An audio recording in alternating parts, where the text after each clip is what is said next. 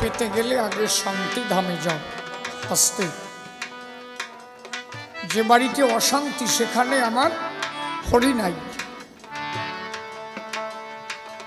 যেখানে শান্তি সেখানে আমার হরি। এই যে সম্মিলন করতেছ, এত ভালো একটা অনুষ্ঠান করলি, কালকে শাশুড়ি বৌমা মুরগির নাড়ই আরম্ভ হয়ে গেল, তাহলে সম্মিলন করে হবে কি? কি পাবা তুমি? যা করে নিজের পরিবর্তন না ঘটে তা করে লাভ আছে কি? ঈশ্বরকে পেতে গেলে আগে নিজের সংসারটাকে সুন্দর করে গোছাও, কারোর মধ্যে যেন অশান্তি না থাকে। যদি অশান্তি থাকে সেখানে শ্রীহরি বসবাস করে।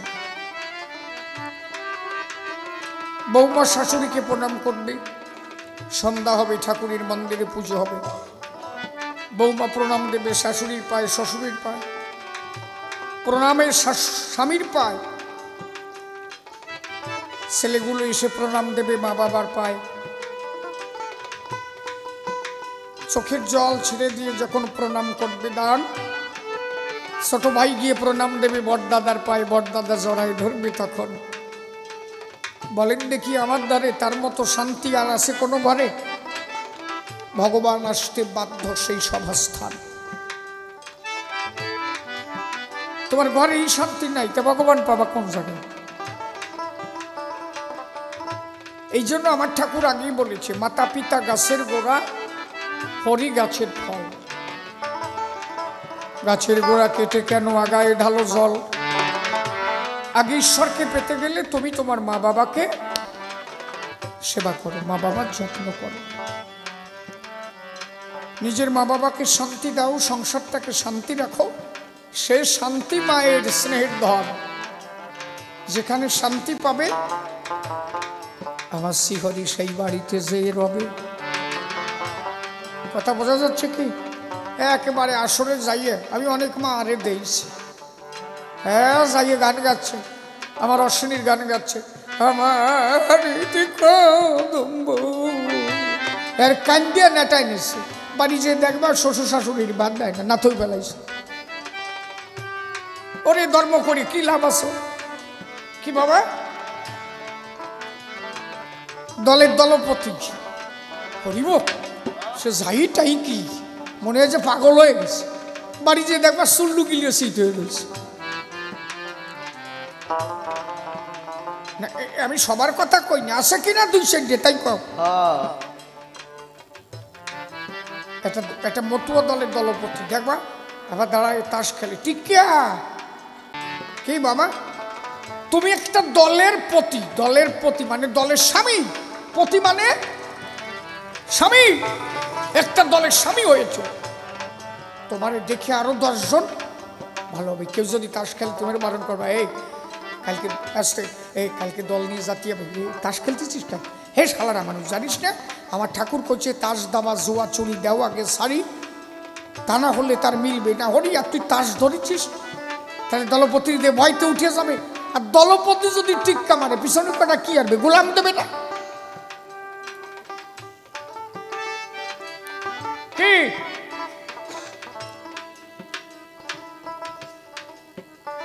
এই জন্য আগে শান্তি আনো। যে সংসারে শান্তি আছে সেখানে আমার হরি আছে, যেখানে শান্তি নাই সেখানে আমার হরি নাই। বুঝেছ? কথা বোঝা যাচ্ছে নাকি? সে যে শান্তি মায়ে,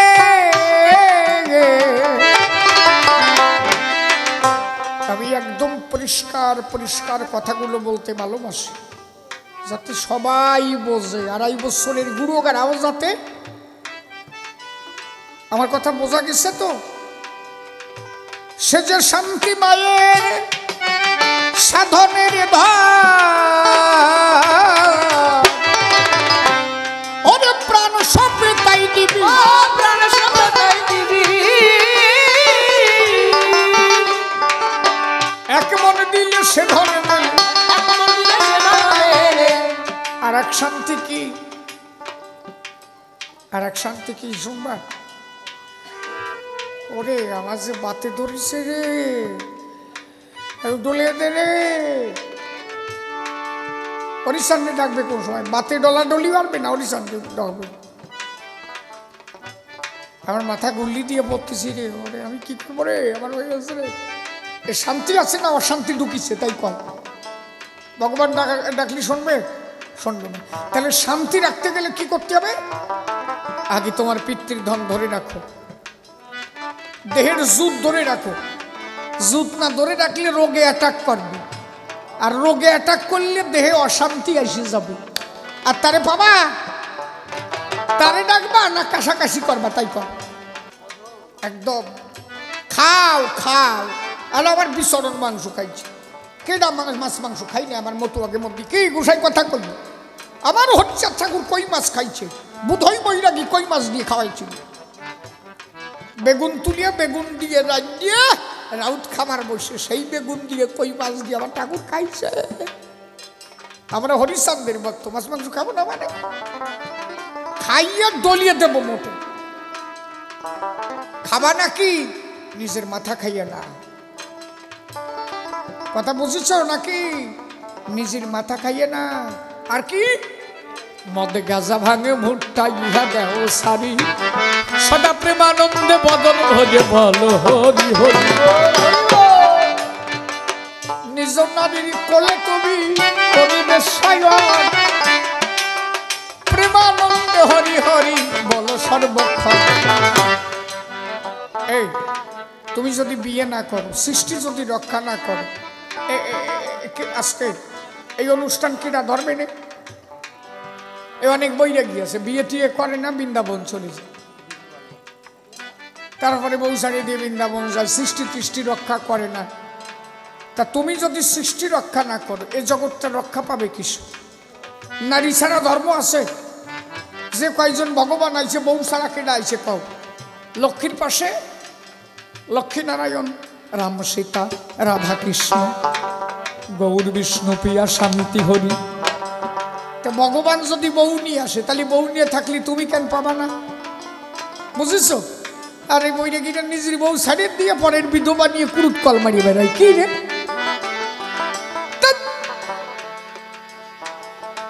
ভগবান বউ ছাড়া নাই, তা তুমি বউ নিয়ে থাকলে ভগবান পাবা না কেন?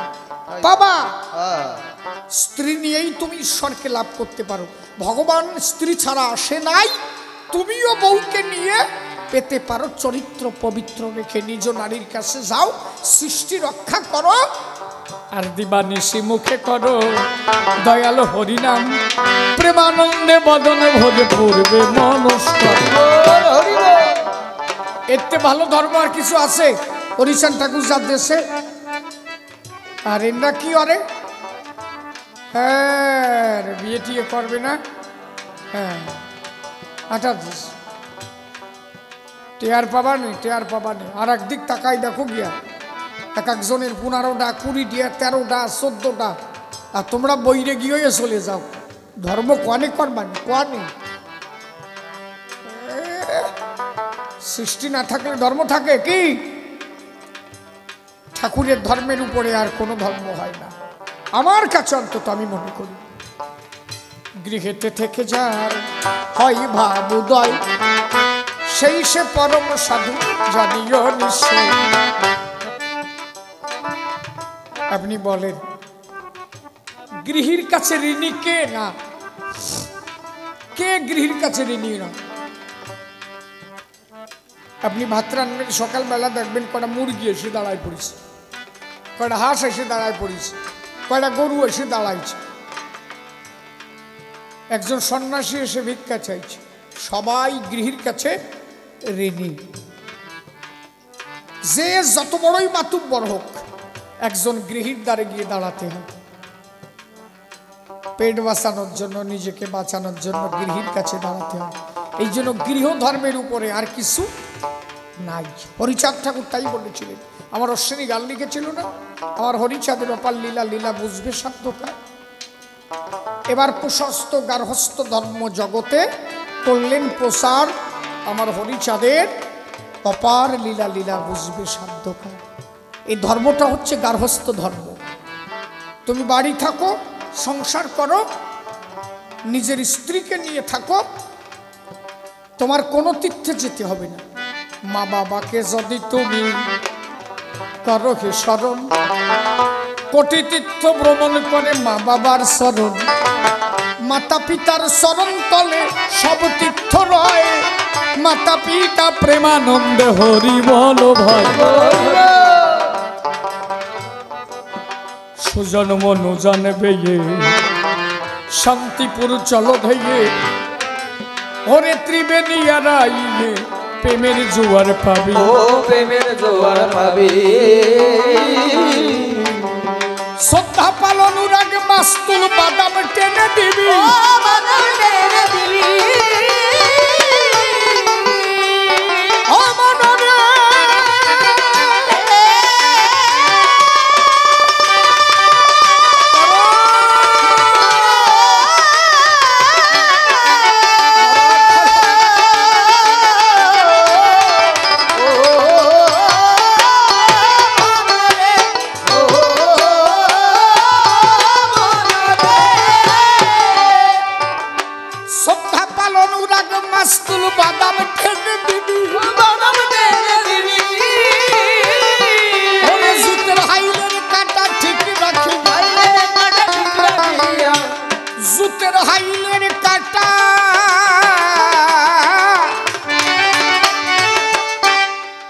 জুতির হালির কাটা, জুত কিসি থায়।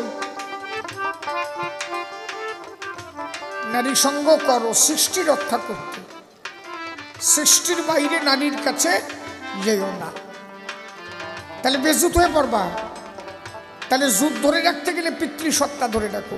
যেজন রক্ষা করে পিতৃধন সেই সে ভাবে বাপের বেটা বিচক্ষণ, পিতৃধনে হরিধন বিরাজ করে, লয়ে রাসেশ্বরী রাসবিহারী মহারাজ করে।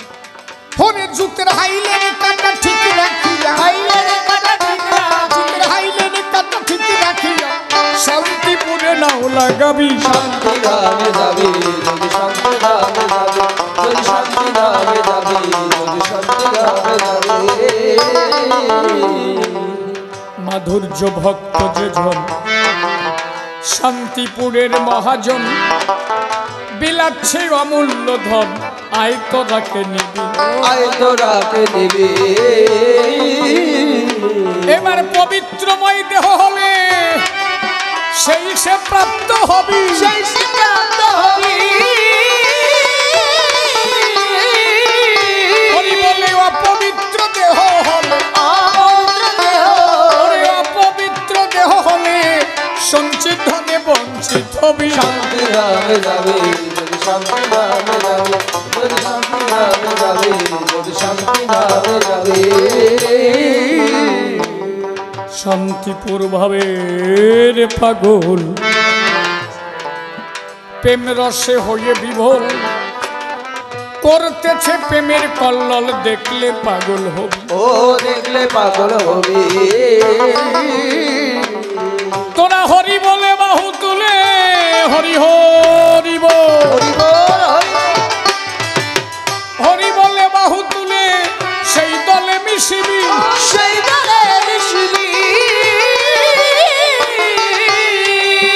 হরি বলে ওই পাগলের সঙ্গ নিয়ে, ওই পাগলের সঙ্গ, সেই পাগলের সঙ্গ নিয়ে কাপিতঙ্গ জোড়াইবি। শান্তি ধামে যাবি যদি শান্তি ধামে যাবি, যদি শান্তি ধামে যাবি, যদি শান্তি ধামে যাবি। পাগলের শিরোমণি আমার হরিচাঁদ গুণমণি, শান্তিপুর দিন রজনী উদয় অক্ষয় রবি, ও উদয় অক্ষয় রবি। দয়াল গোলক চন্দ্র মহানন্দ সেই পাগলে ভাবি, সেই পাগলে ভাবি।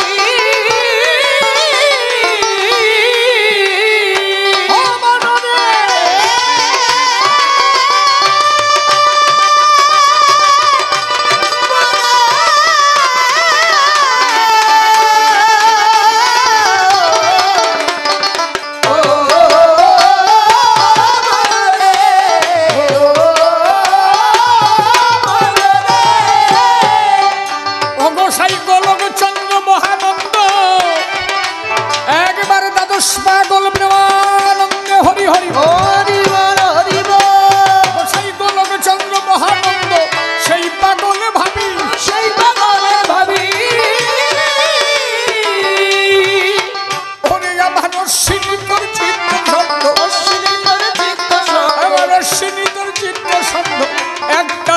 চাইবি শান্তি ধামে যাবে যদি শান্তি ধামে যাবে যদি শান্তি ধামে যাবে যদি শান্তি ধামে যাবে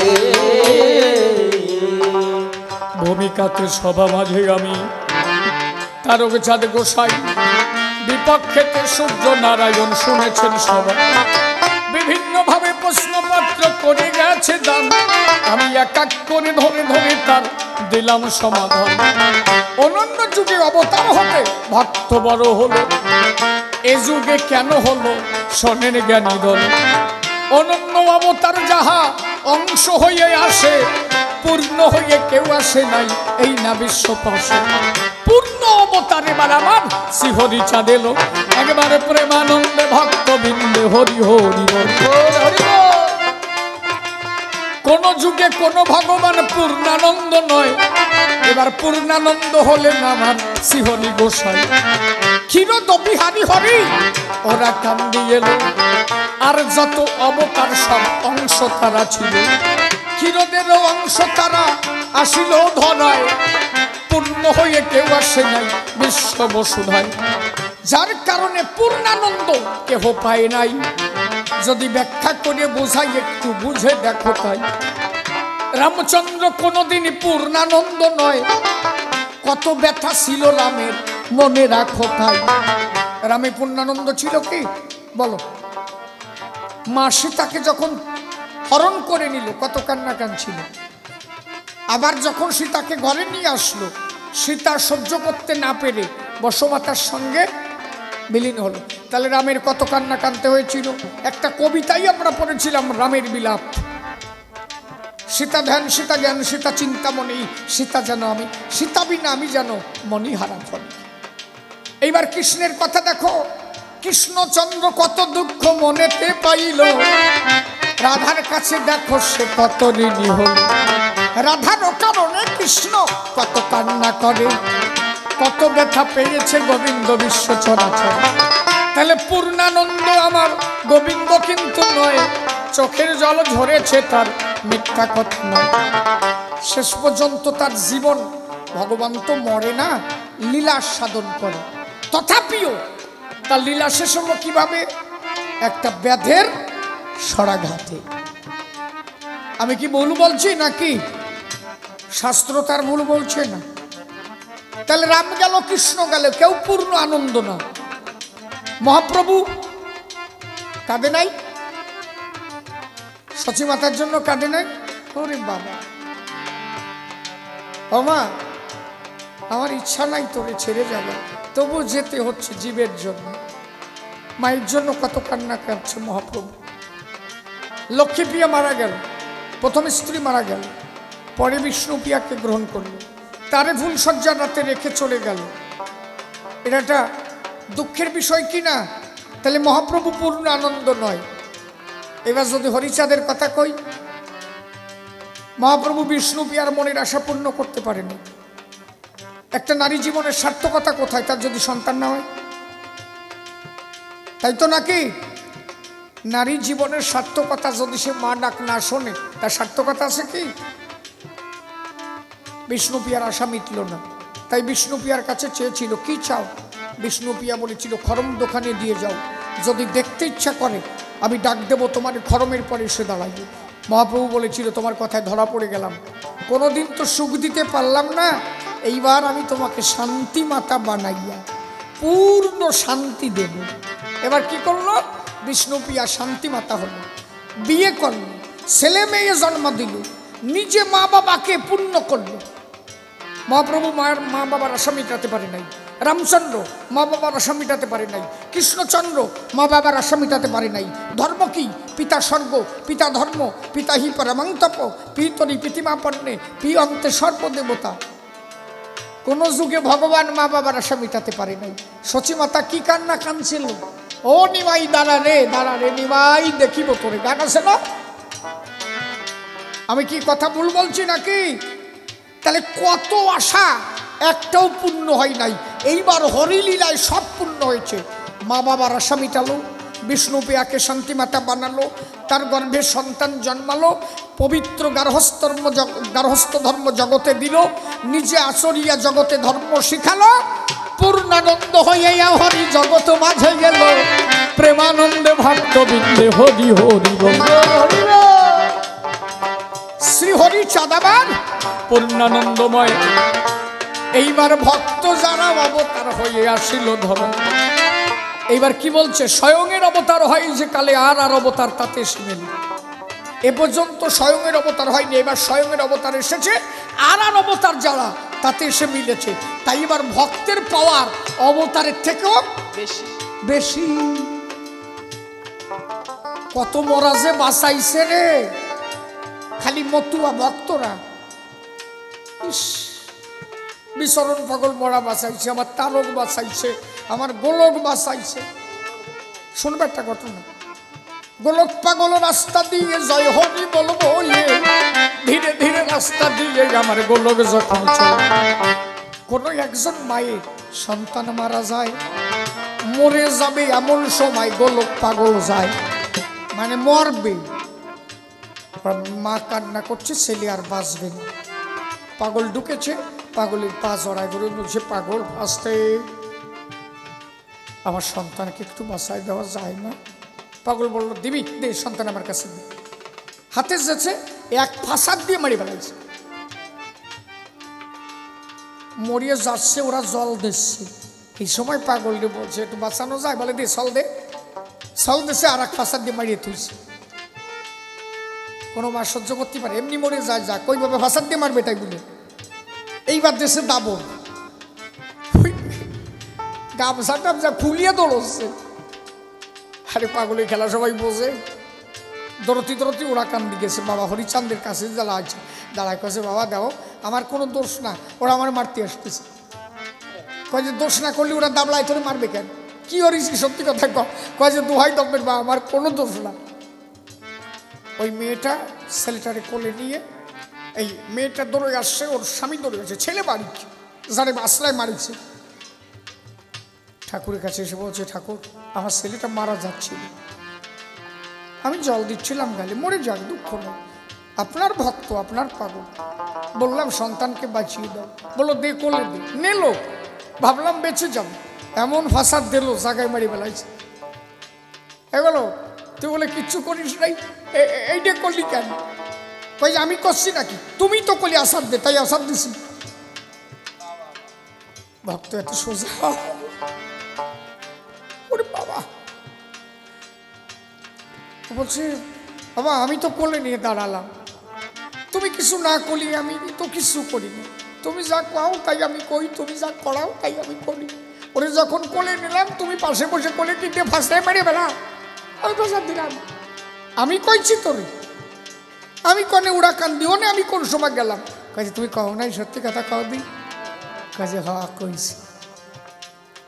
কাজে এখন আমি করছি, ওইটাতে যাই জীবন দিয়ে যা, এবার যা যাইয়ে কানে আমার ঠাকুরের ধ্বনি দেশে হরিচাঁদ প্রেমানন্দে হরি বল, হরি বল, হরি বল।